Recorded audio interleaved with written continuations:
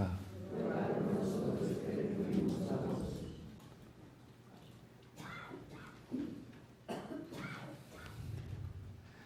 Tenemos cortica esta charla porque a las 10 tenemos la misa, entonces tenemos que apretarla lo más que se pueda, apretaditos, como dicen en la propaganda, apretaditos. Hablemos de la Eucaristía apretaditamente.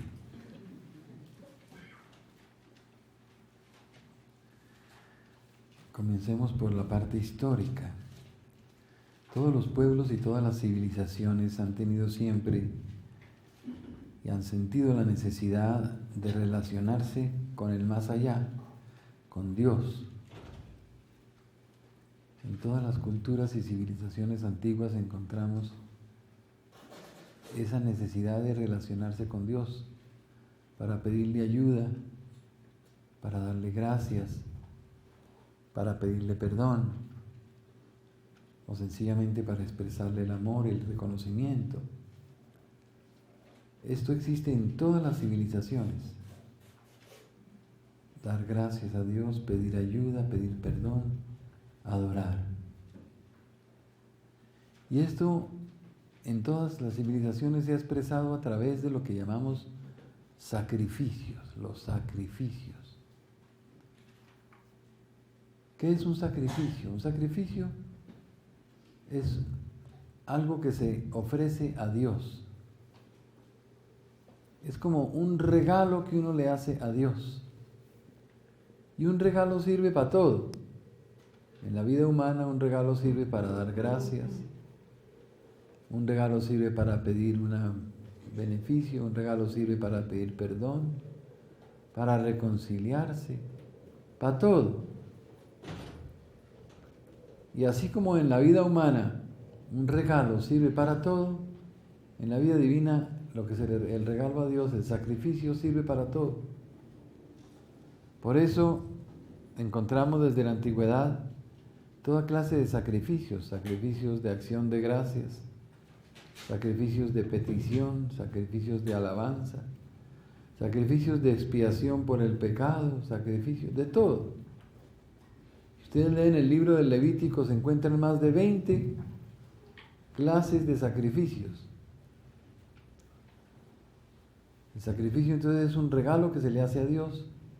Todo lo que se le regala a Dios se vuelve sagrado. Una persona que se consagra a Dios se vuelve una persona sagrada. Una casa que se consagra a Dios, un templo, se vuelve sagrado. Entonces de ahí viene la palabra sacrificio, sacrum facio, que quiere decir volver sagrado algo. Volver una cosa sagrada, santa. ¿Por qué sagrada? Porque se le regaló a Dios, se le consagró a Dios, se le entregó a Dios. Ya viene la palabra consagrar, volver sagrada las cosas. Entonces los sacrificios hacen que una cosa se vuelva sagrada, santa, pertenezca a Dios. Y desde la antigüedad había mucha clase de sacrificios, pero entre los judíos hubo 2 clases de sacrificios principales que marcan la historia de Israel. El primero es el sacrificio en pan y vino. Es el sacrificio que Melquisedec ofreció a Dios. Melquisedec es un personaje bastante misterioso que aparece allá con Abraham y que Abraham le da diezmo de todos sus bienes a Melquisedec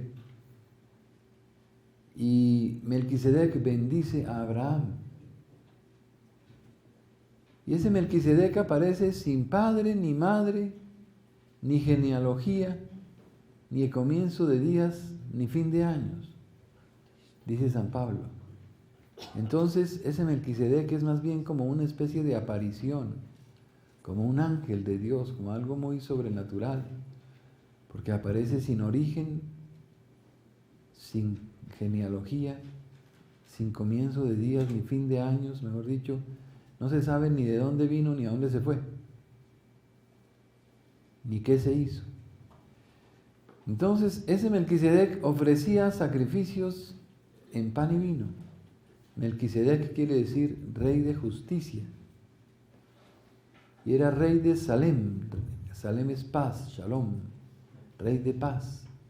Rey de Jerusalén, la ciudad de la paz. ¿Quién era ese Melquisedec? No sabemos, era un personaje sobrenatural que ofrecía sacrificios en pan y vino, y a quien Abraham le dio diezmo de todos sus bienes, y Melquisedec bendijo a Abraham. ¿Cómo bendijo Melquisedec a Abraham? Le dio a participar del sacrificio de pan y vino. Como quien dice, le dio la primera comunión a Abraham. Y no solo eso, sino que le entregó el cáliz para que Abraham bendijera a sus hijos con el mismo sacrificio de pan y vino ofrecido en el mismo cáliz de Melquisedec. Y así Abraham bendijo a su hijo Isaac y le entregó el cáliz de Melquisedec para que Isaac bendijera a su hijo. Isaac bendijo a Jacob y le entregó el cáliz de Melquisedec. Y Jacob bendijo a Judá y le entregó el cáliz de Melquisedec. Y Judá fue a Egipto, y en Egipto tuvieron el cáliz guardado preciosamente. Y cuando Moisés sacó al pueblo de Egipto, en el arca de la alianza llevó el cáliz de Melquisedec. Y lo tenían en el arca de la alianza guardado. Y cuando se construyó el templo de Jerusalén, llevaron allá el cáliz de Melquisedec. Y cuando ese templo fue destruido, los judíos sacaron el cáliz de Melquisedec y lo escondieron en Jerusalén. Y cuando nuestro Señor instituyó la Eucaristía en la última cena, Nicodemo y José de Arimatea le llevaron el cáliz de Melquisedec, y nuestro Señor instituyó la Eucaristía en el cáliz de Melquisedec, que ya tenía 2000 años, porque Melquisedec es 2000 años antes de Cristo. Y cuando nuestro Señor instituyó la Eucaristía en el cáliz de Melquisedec, se lo dio a Pedro, y Pedro lo tenía custodiado y lo llevó a Roma. Y cuando Roma fue destruida por los bárbaros, sacaron el cáliz de Melquisedec y lo llevaron a España. Y en España estuvo en varias partes, y fue a parar a la Catedral de Valencia. Y allá hay una capilla que se llama la Capilla del Santo Cáliz o del Santo Grial, donde se conserva el cáliz de Melquisedec. Y cuando Benedicto XVI fue a Valencia hace un mes, celebró la misa en el cáliz de Melquisedec. Y demostró que lo que el Padre Umaña venía diciendo era verdad. Porque yo venía diciéndolo hace muchos años y ustedes no me creían. Y Benedicto XVI celebró la misa en el cáliz de Melquisedec, porque era el cáliz de nuestro Señor, el cáliz que tiene 4000 años y que está intacto. Es un cáliz que tiene la copa y la pata de piedra de ágata roja, y el cuerpo y los brazos, tiene 2 bracitos como 2 orejas de oro puro. En un libro de catedrales de España que hay aquí en el balcón, ahí está la foto chiquita del cáliz de Melquisedec. Se la voy a pintar en grande para que más o menos ustedes se den cuenta de cómo era el cáliz de Melquisedec.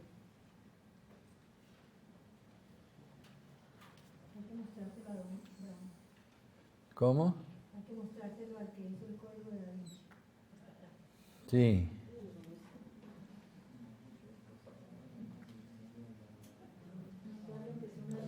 Dale la historia de Melquisedec, que es Génesis, que Ah, caray, ahorita te muestro.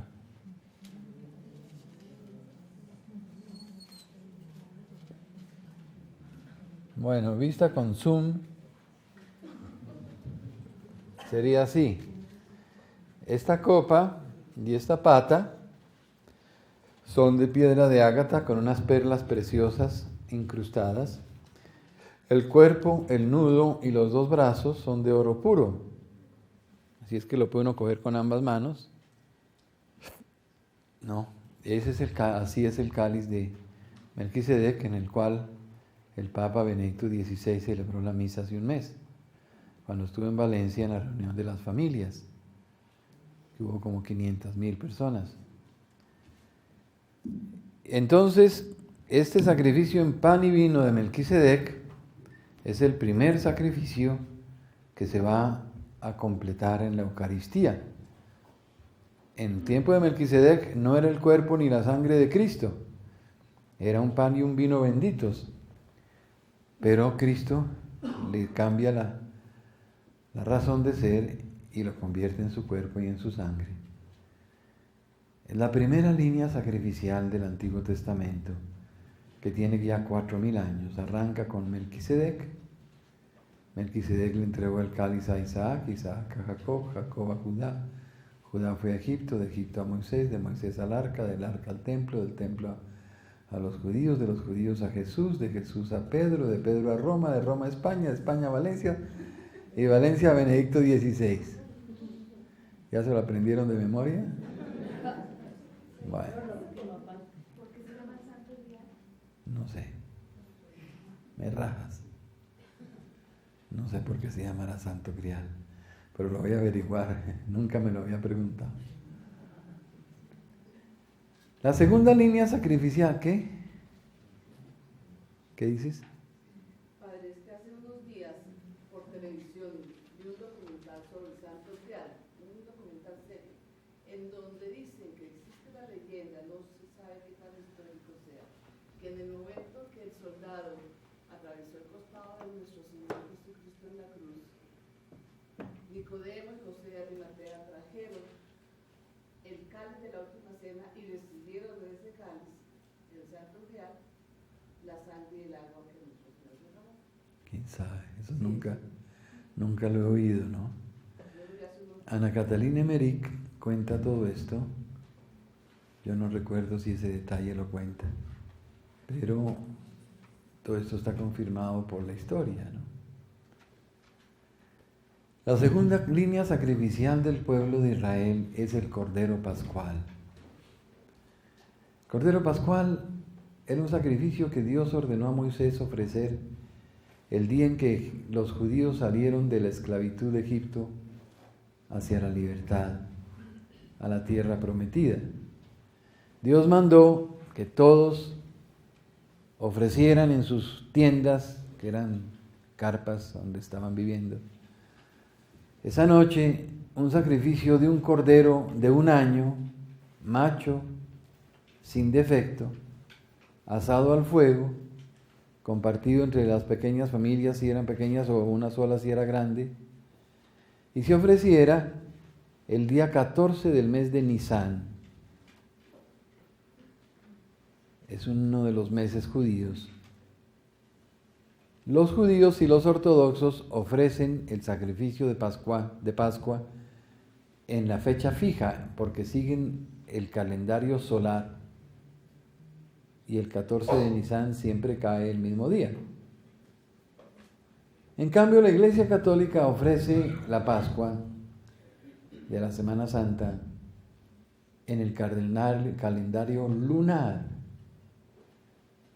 Calendario lunar es que la Semana Santa se celebra en la primera luna llena después del equinoccio de marzo, que es el 21 de marzo. Equinoccio quiere decir que el día que la noche y el día son igualmente largos. Aquí no nos damos cuenta de cómo el día se alarga y se acorta en julio y en diciembre, pero en Europa sí. En Europa en invierno a las 4 de la tarde ya está de noche. Y en verano hay sol a las 10 de la noche. En verano el día es larguísimo y la noche corta, en invierno la noche es larguísima y el día es corto. Aquí hay una diferencia de 3/4 de hora que no nos damos cuenta. Pero sin embargo en febrero, cuando uno se levanta a las 5, es de noche. Y en julio, cuando uno se levanta a las 5, es de día. Entonces, nosotros celebramos la Pascua en la primera luna llena, después del equinoccio de marzo, o sea, después del 21 de marzo. A veces cae en marzo, a veces cae en abril. En cambio, los ortodoxos el mismo día siempre. Nuestro Señor le ha pedido a Basula que que los judíos, los ortodoxos y los católicos celebremos la misa, la Pascua, el mismo día, unifiquemos la festividad de la Pascua. No se ha logrado. Ojalá que Benedicto XVI lo logre, ¿no? Cuando los ortodoxos celebran la Pascua, hay un milagro bellísimo que poco se habla. Resulta que el día de Pascua de los ortodoxos, que es el 14 de Nisan, siempre el mismo día, la Basílica del Santo Sepulcro de Jerusalén se llena de gente, 2.000-3.000 personas. Todos llevan un cirio apagado. Nadie puede llevar fósforos ni briquet. Y en el momento que celebra la resurrección, el patriarca ortodoxo entra en el Santo Sepulcro, que es como una casita pequeñita. Y en el momento en que comienzan a celebrar la resurrección, comienza a salir fuego del Santo Sepulcro, un fuego azul. El Santo Sepulcro es una piedra como este escritorio, comienza a dar vueltas el fuego así, y le prenden los cirios al patriarca, lleva 3. Y sale el fuego y comienza a prenderle los cirios a la gente que está afuera, sin que nadie intervenga ni prenda un fósforo. A los que no le prenden los cirios, ellos lo prenden en el cirio que se prendió, que Dios prendió con ese fuego, hasta que todos quedan iluminados con su cirio. Un poquito como hacemos en el Sábado Santo, en la ceremonia de la luz, ¿se acuerdan? La diferencia es que nosotros lo hacemos con un briquet o con unos fósforos, y allá lo hace el Espíritu Santo, ¿verdad? Es emocionantísimo y todo el mundo aplaude, llora, grita. Es impresionante cuando el fuego comienza a prender los cirios, el fuego de Dios, porque nadie lo ha prendido. Y esto existe hace prácticamente 2000 años. Poco hablamos los católicos de eso, porque le sucede a los ortodoxos por celebrar la misa, la Pascua el mismo día. Deberíamos nosotros unirnos a ellos y nos sucedería a nosotros también el milagrito.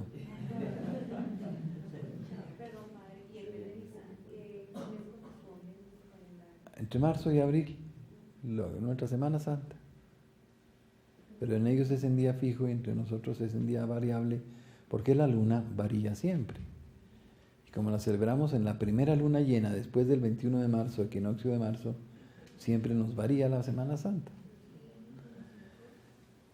Los judíos celebraban la Pascua entonces del Cordero todos los años en la misma fecha. José y María celebraban la Pascua en la misma fecha. Cuando el niño se perdió en Jerusalén fue porque habían ido a celebrar la Pascua. Y nuestro Señor también la celebró. Nuestro Señor celebró la Pascua judía los 3 años de su vida pública. Y el tercer año nos dice San Lucas que los apóstoles le preguntaron a Jesús, ¿dónde vamos a celebrar la Pascua? Y Jesús le respondió, entren a Jerusalén y verán a un hombre con un cántaro de agua. Síganlo y a la casa donde entre, díganle al dueño que yo quiero celebrar ahí la Pascua. Así fue como Pedro y Juan entraron a Jerusalén, vieron al hombre con el cántaro de agua. Era muy raro que hubiera hombres con cántaro de agua, pero el cántaro de agua lo llevan las mujeres.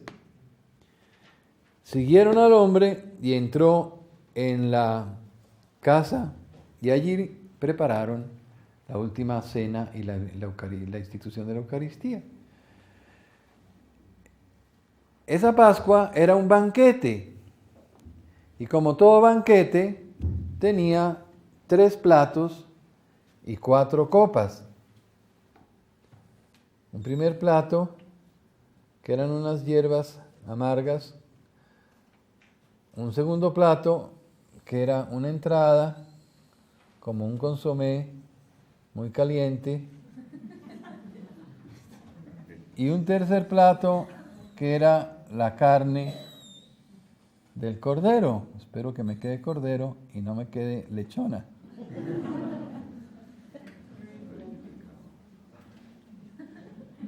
Bueno, Bueno, un higo. ¿cómo? De cordero.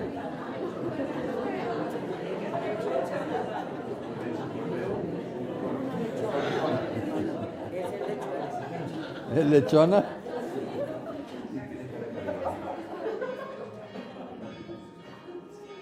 Tres platos y 4 copas.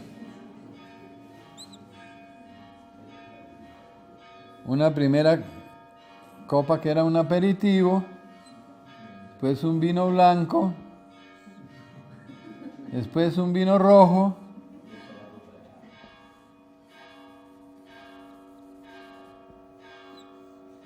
y después un puscafé, una crema de Fusagasugá. Ese era el banquete pascual. 3 platos y 4 copas. Por eso se dice que un banquete se mide por las copas. Si hay 4 copas es porque viene el presidente y el cardenal. Si hay 3 es porque viene el obispo y el gobernador. Si hay 2 es porque viene el alcalde y el párroco. Si hay 1 es porque viene mi papá y mi mamá. Y si no hay copas es porque estamos solitos. 3 platos, 4 copas era el banquete de la última cena, como todo banquete, ¿no? Era un banquete típico, que hoy día sigue exactamente igual, la humanidad sigue la misma, igualitica. Nuestro Señor entonces celebra la última cena con el banquete de los 3 platos y las 4 copas, y terminado, hace quitar todo, manda traer el mantel limpio, nuevo, el pan, el vino y el cáliz de Melquisedec. Y va a comenzar algo nuevo. Va a comenzar la Eucaristía, la primera misa. Y nuestro Señor separa la Eucaristía del banquete del Antiguo Testamento. O sea que es impropio decir que Jesús instituyó la Eucaristía en la última cena. Hay que decir a continuación de la última cena. Nuestro Señor no mezcló el Antiguo y el Nuevo Testamento, sino declaró terminado el Antiguo Testamento celebrando la Pascua y comenzó el Nuevo Testamento celebrando la Eucaristía. Entonces, lavó los pies de los apóstoles, una ceremonia penitencial, después hizo un largo sermón que tenemos en el Evangelio de San Juan, del capítulo 13 al 17. Después mandó traer el pan y el vino, los ofreció a Dios, se lavó las manos, lo consagró, rezó el Padre Nuestro, se lo repartió, la comunión, y terminó. O sea, celebró la primera misa. Y les dijo a los apóstoles, hagan esto en conmemoración mía.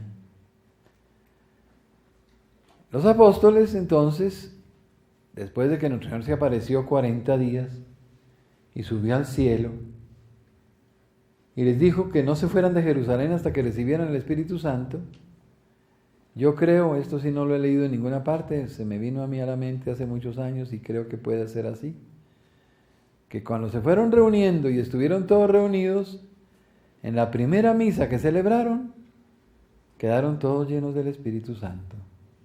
Fue Pentecostés. Porque me cuesta trabajo pensar que hayan podido celebrar la misa sin quedar llenos del Espíritu Santo. Y me cuesta trabajo pensar que se llene del Espíritu Santo fuera de la Eucaristía. Por eso yo creo, eso es cosa mía, ni lo anoten ni lo escriban porque es pura una locura mía, que fue en la primera misa que hicieron los apóstoles que quedaron llenos del Espíritu Santo.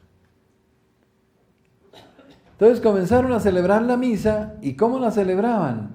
La celebraban a la hora que nuestro Señor celebró la última cena, que era a la caída del sol. Pero en recuerdo de la pasión, pasaban toda la noche en la misa. La misa que comenzaba a las 6:30 de la tarde, a la caída del sol, y terminaba a la salida del sol, a las 6 de la mañana. Pasaban toda la noche en oración, en cantos, en predicación de los apóstoles. Una vez un muchacho sentado en una mesa, en una ventana se cayó y se mató. Y San Pablo bajó corriendo y lo resucitó. Pues así no es gracia, ¿no es verdad? Y siguió la misa.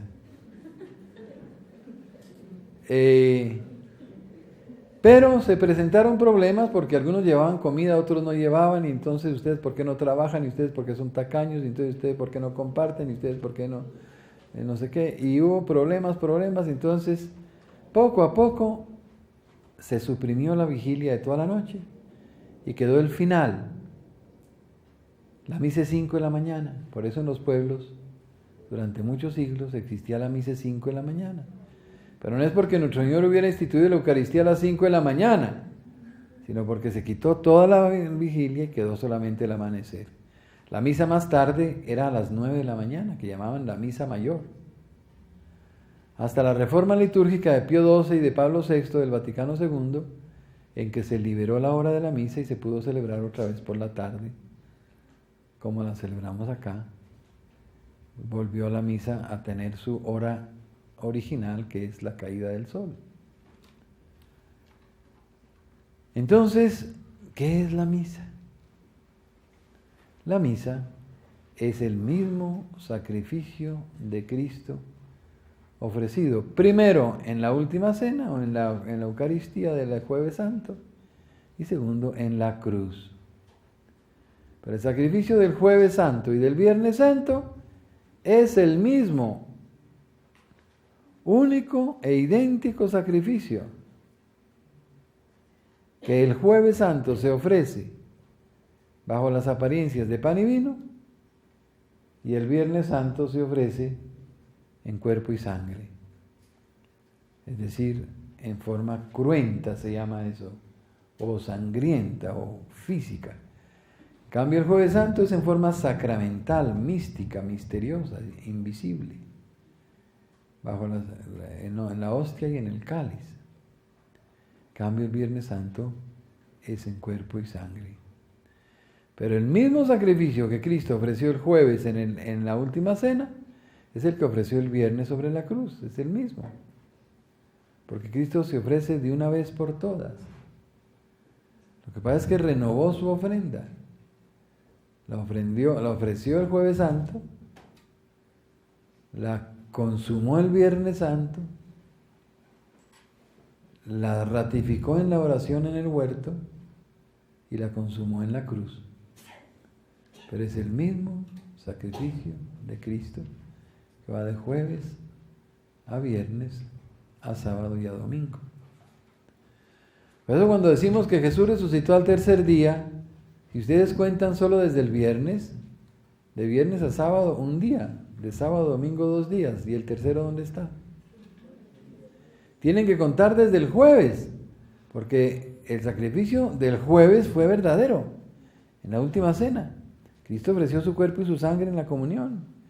Entonces hay que contar de jueves a viernes un día, de viernes a sábado 2 días, de sábado a domingo 3 días. ¿Entiende? Los judíos cuentan el día no desde las 12 de la noche, sino desde las 6 de la tarde. Según los judíos, la última cena ya fue en viernes, porque fue después de las 6 de la tarde del jueves. Y eso para los judíos ya es viernes. Y la sepultura de Cristo ya fue el sábado, porque fue después de las 6 de la tarde del viernes. Entonces fue en sábado. Ven, ellos cuentan de 6 de la tarde a 6 de la tarde. Según los judíos,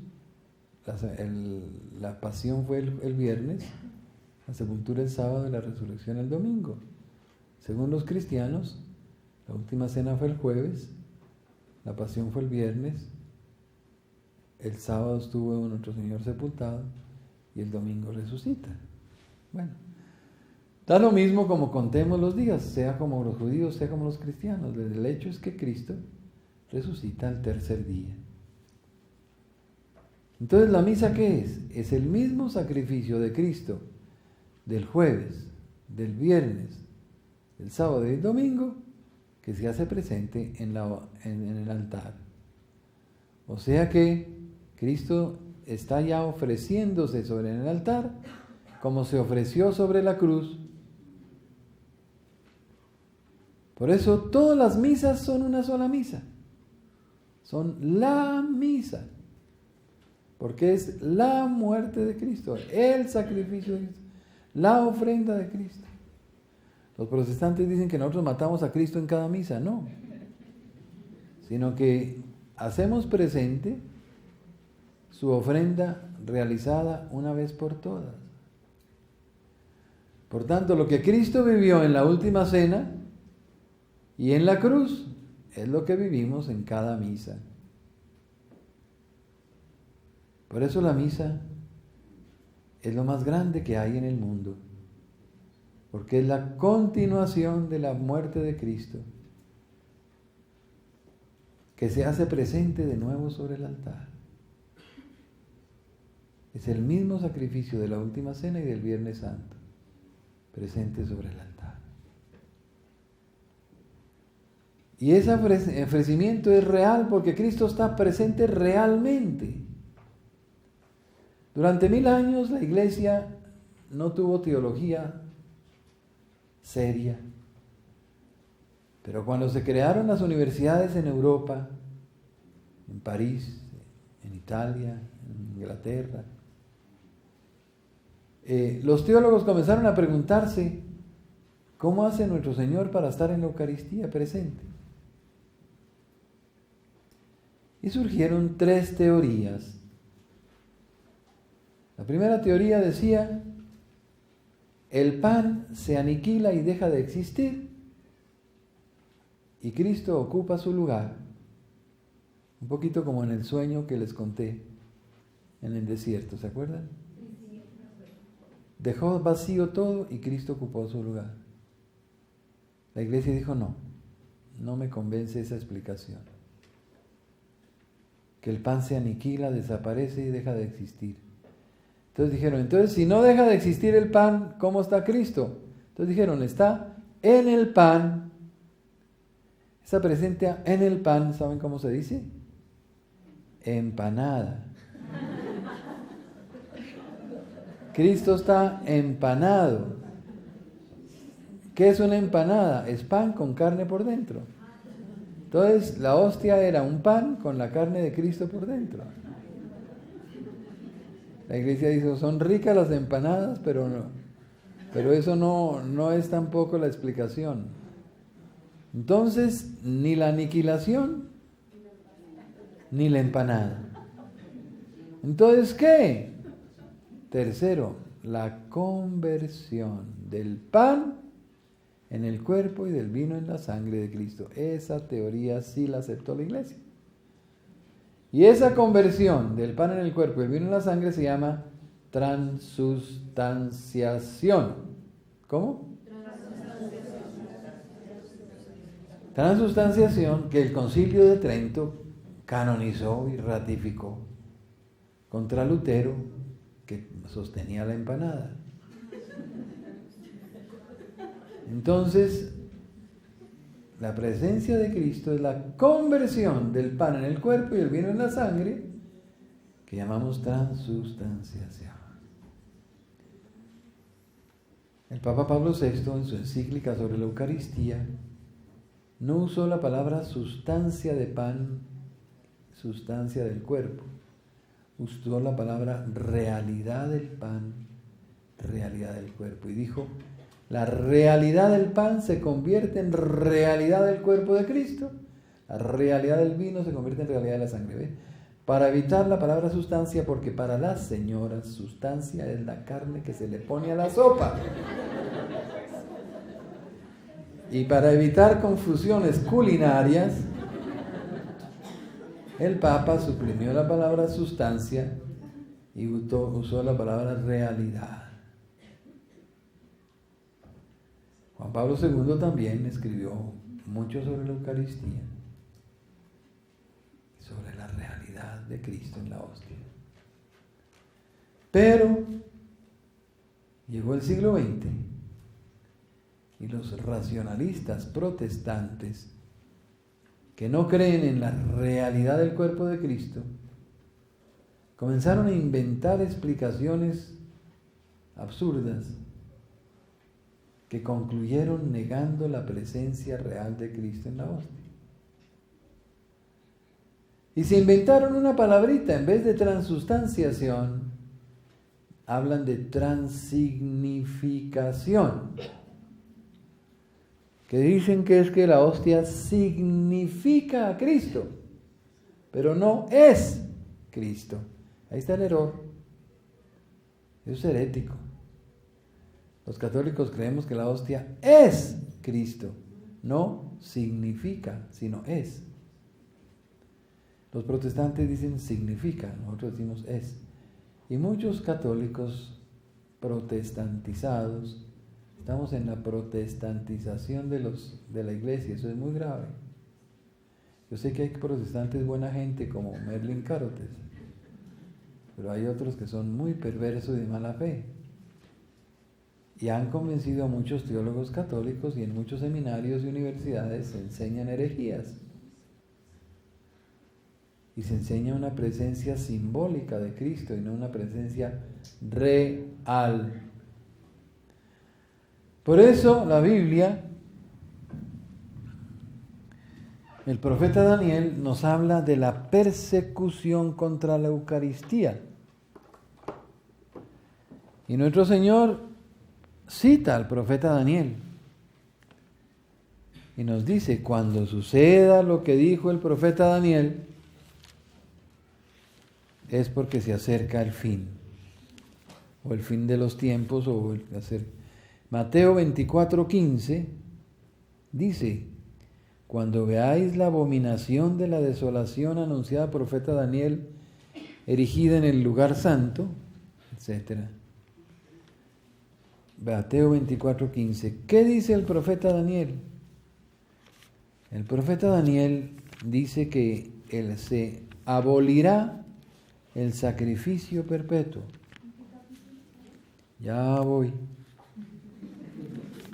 Pachencha. Anoten las citas de Daniel. Daniel capítulo 8, versículos 11, 12 y 13. Capítulo 8, versículos 11, 12 y 13. Capítulo 9, versículos 17 y 27. 9, 17 y 27. Capítulo 11, todo de Daniel, versículo 31. 11, 31. Capítulo 12, versículo 11. Nos dice que, primero, será abolido el sacrificio perpetuo. El sacrificio perpetuo es la misa, porque se celebra perpetuamente, siempre, a todas horas en el mundo, y se perpetúa en el sagrario. Y en el lugar santo será instaurada la abominación y la desolación. El lugar santo son las iglesias. ¿Qué quiere decir eso? Que se va a suprimir el sagrario de las iglesias. Se va a pasar a la sacristía. Se le va a quitar la importancia. Las iglesias se convertirán en salas de baile, en discotecas, en museos, salas de bingo, salas múltiples. Y el Santísimo se va a arrojar a la basura. Se va a tener en la sacristía, entre los trapos sucios, los escobas y los traperos y los trapos del polvo. Y lo grave es que ya está sucediendo. Hay iglesias, museos. Entonces, esto es la abominación. La desolación es la iglesia sin sagrario. Y la abominación es el sagrario entre los trapos del aseo. ¿Entienden? Por eso es que nosotros tenemos que ser los defensores de la Eucaristía. Si es necesario derramar nuestra sangre por defender la Eucaristía, vale la pena. Defender la presencia real de Cristo en la Eucaristía. Y si un sacerdote la niega, griten y opónganse y no lo acepten y denúncienlo. Y por eso debemos defender la presencia real de Cristo en la Eucaristía y el carácter sagrado y sacrificial de la misa, para no volver la misa una fiesta vulgar, humana, una reunión de acción comunal, un bingo, una fiesta de cosas materiales, una parranda, una rumba, sino mantener el carácter sagrado de la Eucaristía. Los conciertos que... Tenemos que ser, no, bueno, depende de lo que concierto, pero si es con respeto y si es sagrado, sí. Claro, aquí tuvimos un concierto de villancicos hace 8 días, muy serio y muy lindo. Pero si es algo de Dios, seamos los defensores de la Eucaristía, de la presencia real de Cristo en la Eucaristía y de el sacrificio eucarístico, que no es una vulgaridad, ni una patanería, ni una misateca, sino es el sacrificio de la cruz de Cristo en el Calvario. Y el Calvario es algo muy santo. El sacrificio de la última cena y el sacrificio del Calvario no se pueden profanar. No se pueden profanar. Bien. Nos toca ir precisamente a la misa. Entonces, vamos al santuario para la misa de las 10. La última misa del año 2006.